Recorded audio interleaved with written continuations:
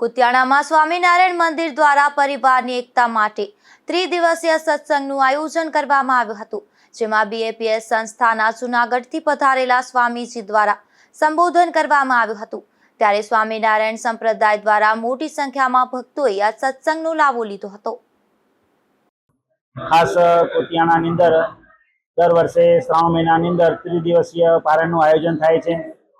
એ જ પ્રમાણે આ વખતે પણ ભવ્ય ત્રિદિવસની પારાયણ થઈ, જેની અંદર સારંગપુરથી સંતો પધારી કથા વાર્તાનો લાભ આપ્યો અને સાથે સાથે જૂનાગઢથી પણ સંતોએ પધારી અને 3 દિવસની પારાયણનો લાભ આપ્યો, જેની અંદર સનાતન ધર્મ અને સનાતન ધર્મના બધા મૂલ્યો એ દરેક વ્યક્તિના જીવન રીતે કેવી રીતે દ્રઢ થાય એના માટેનું ખૂબ સુંદર મજાનું માર્ગદર્શન આપવામાં આવ્યું।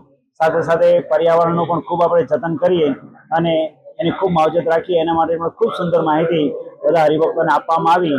અને કુતિયાણાની અંદર આમ તો દર રવિવારે સંયુક્ત મંડળની સભા થતી હોય છે, સાથે સાથે દર રવિવારે બાળકોની પણ સભા થતી હોય છે, જેમાં બાળકોને સંસ્કારલક્ષી ખૂબ સુંદર માર્ગદર્શન આપવામાં આવતું હોય છે અને દર અઠવાડિયે બહેનોની પણ સભા થતી હોય છે અને આવી રીતે યુવાનો યુવતીઓ માટેની પણ અદ્ભુત બધી સત્સંગ સભાઓ થતી હોય છે।